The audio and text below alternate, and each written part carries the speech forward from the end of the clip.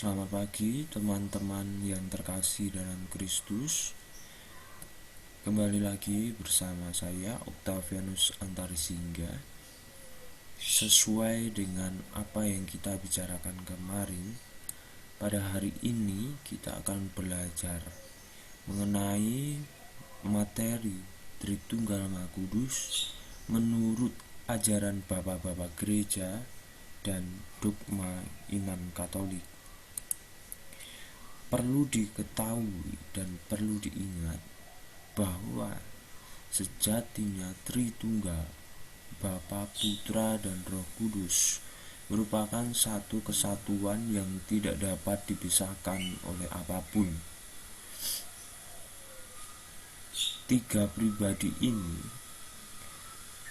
bekerja secara bersamaan dan saling terhubung satu dengan yang lain.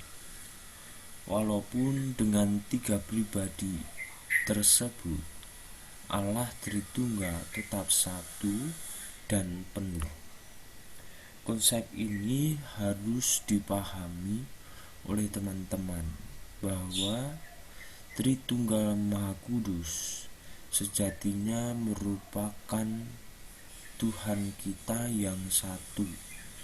Meskipun mempunyai tiga pribadi, namun ia tetap satu kesatuan penuh, yaitu sebagai Allah yang menjadi kodrat di dalam tiga pribadi tersebut. Untuk melihat lebih jauh dan untuk memahami lebih dalam mengenai materi Tritunggal Maha Kudus ini, marilah kita belajar dari Bapak-bapak gereja. Bagaimana sih Bapak-bapak gereja itu mengajarkan kepada kita mengenai Tritunggal Maha Kudus itu sendiri. Yang pertama, mari kita belajar dari Santo Paus Clemens dari Roma. Ia mengatakan dan mengajarkan bahwa bukankah kita mempunyai satu Tuhan dan satu Kristus dan satu Roh Kudus yang melimpahkan rahmat-Nya kepada kita? Pertanyaan ini atau kalimat ini sangat jelas bahwa Santo Paus Clemens sungguh percaya bahwa kita sebagai umat Katolik adalah seseorang yang mempunyai iman, mengimani akan satu Tuhan, satu Kristus, dan satu Roh Kudus. Hal inilah yang menjadi pembelajaran kita bahwa memang benar Tritunggal itu bukanlah tiga Tuhan yang berbeda, tetapi Tritunggal itu merupakan satu Tuhan yang sungguh-sungguh tidak dapat dipisahkan dari kesatuan tersebut. Dari Santo Ignatius dari Antioquia, kita akan belajar, dan ia mengajarkan kepada kita tentang bagaimana konsep Tritunggal Maha Kudus. Di dalam kalimat ini, ia membandingkan jemaat dengan batu yang disusun untuk membangun bait Allah Bapa, yang diangkat ke atas oleh katrol Yesus Kristus, yaitu salibnya, dan oleh tali Roh Kudus. Sebab Tuhan kita Yesus Kristus telah dikandung oleh Maria seturut rencana Tuhan dari keturunan Daud adalah benar, tetapi juga dari Roh. Dari sinilah kita dapat melihat bahwa tali dan katrol yang diungkapkan oleh Santo Ignatius ini untuk menggambarkan Tritunggal Maha Kudus sungguh-sungguh mengajarkan kepada kita bahwa Santo Agustinus mengimani dan percaya bahwa Tritunggal Maha Kudus itu merupakan satu kesatuan. Ia saling terhubung satu dengan yang lain. Maka dari itu, Santo Ignatius mengatakan bahwa yang diangkat ke atas oleh katrol Yesus Kristus yaitu salibnya, dan oleh tali Roh Kudus. Sebab Tuhan kita Yesus Kristus telah dikandung oleh Maria seturut rencana Tuhan dari keturunan Daud adalah benar, tetapi juga dari Roh. Di sini kita dapat melihat bahwa Roh Kudus, Bapa, Putra, dan Roh Kudus merupakan satu kesatuan yang saling terhubung satu dengan yang lain. Mari kita belajar lagi dari Santo Polikarpus. Dalam doanya sebelum ia dibunuh sebagai martir, Santo Polikarpus mengatakan, "Aku memuji Engkau, Allah Bapa, aku memuliakan Engkau melalui Imam Agung yang ilahi dan surgawi, Yesus Kristus Putramu yang terkasih. Melalui Dia dan bersama Dia dan Roh Kudus, kemuliaan bagimu sekarang dan sepanjang segala abad. Amin."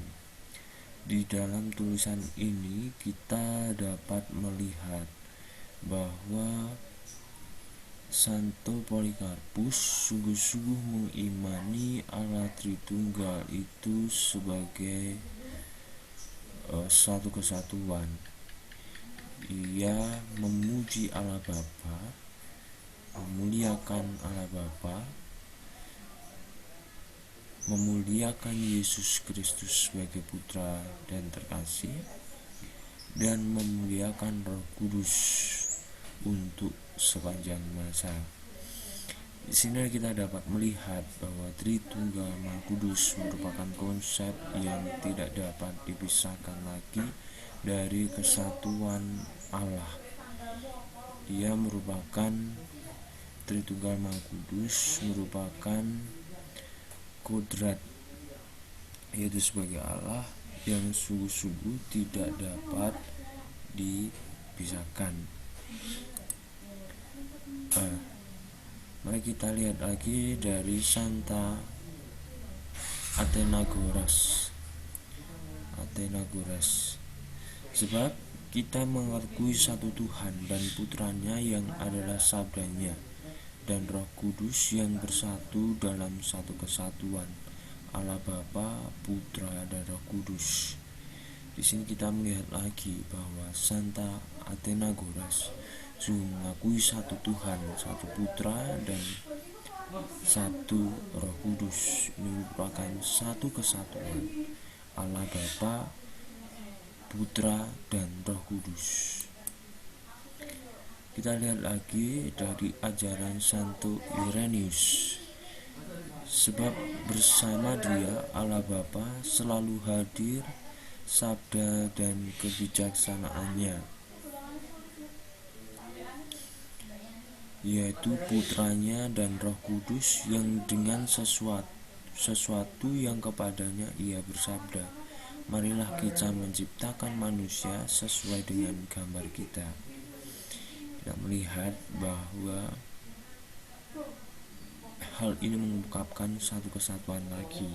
Tritunggal merupakan satu kesatuan lagi yang tidak terpisahkan. Mari kita lihat lagi dari ajaran Santo Athanasius. Sebab Putra ada di dalam Bapa, dan Bapa ada di dalam Putra. Mereka ini satu, bukan seperti sesuatu yang dibagi menjadi dua bagian, namun dianggap tetap satu, atau seperti satu kesatuan dengan dua nama yang berbeda.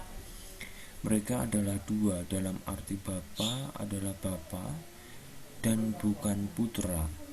Demikian halnya dengan Putra, tetapi kodrat hakikat mereka adalah satu, sebab anak selalu mempunyai hakikat yang sama, dengan Bapa, dan apa yang menjadi milik Bapanya adalah milik putranya.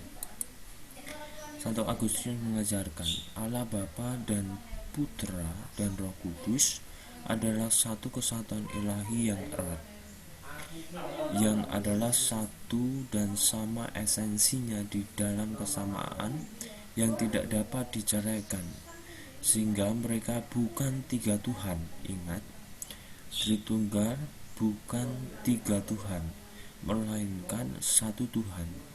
Meskipun Allah Bapa telah melahirkan Putra dan Putra lahir dari Allah Bapa, Ia adalah Putra dan bukanlah Bapa, dan Roh Kudus bukanlah Bapa ataupun Putra, namun Roh Bapa dan Roh Putra, dan Ia sama dengan Bapa dan Putra membentuk kesatuan Tritunggal Maha Kudus.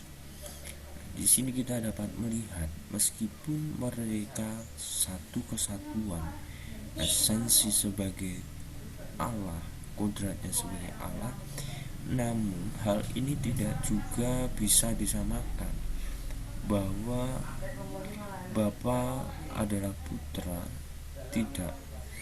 Tapi ini kita lihat, melainkan meskipun melahirkan Bapa, ini Ia yang adalah Putra bukanlah Bapa, dan Roh Kudus bukanlah Bapa ataupun Putra, namun Roh Bapa dan Roh Putra, dan Ia sama dengan Bapa dan Putra membentuk kesatuan Tritunggal.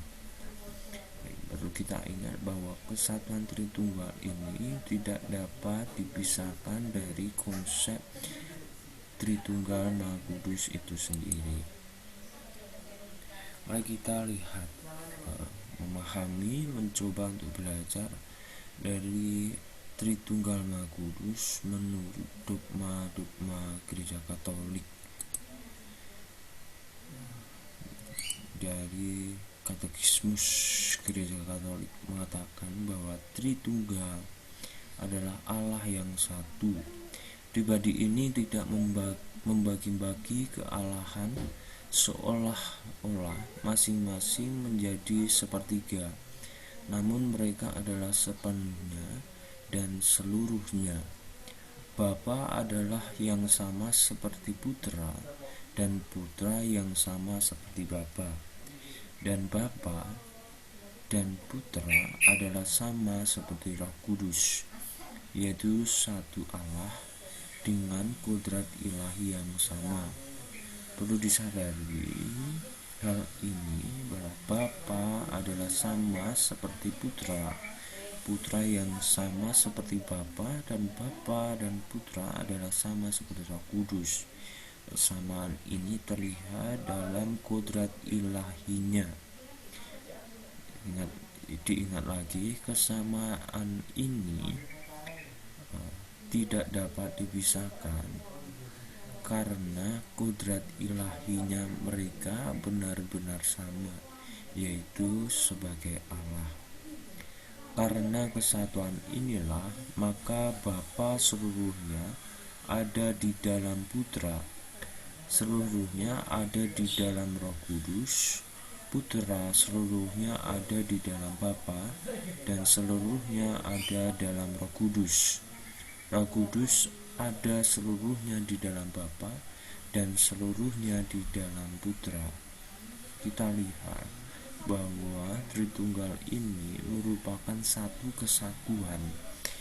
Ia sungguh-sungguh tidak dapat dipisahkan satu dengan yang lain, karena Tritunggal memang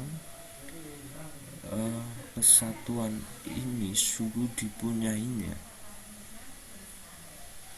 Hal ini harus kita pahami bahwa kita tidak boleh mencerai beraikan kesatuan ini, karena ini merupakan kodrat ilahi, merupakan misteri iman kita yang sungguh-sungguh berbeda dari iman yang lain.